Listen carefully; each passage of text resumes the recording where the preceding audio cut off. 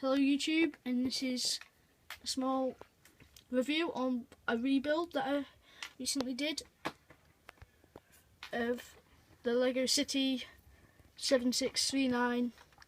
It's pretty old. It's a caravan set. I didn't include the minifigures, I just can't find them.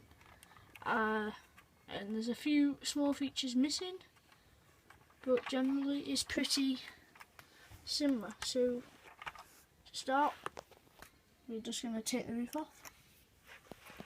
Hold that. Pull the roof off. And just want to see inside.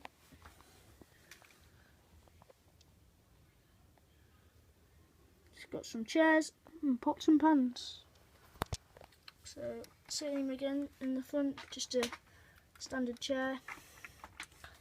It is pretty similar, as you'll see, to this in here. It's going to be from a city, and I didn't want to buy a new one. It cost more, and I knew I had the pieces, so I just thought I'd buy,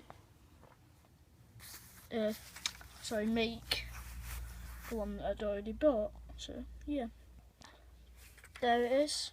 Yeah, and we changed the colour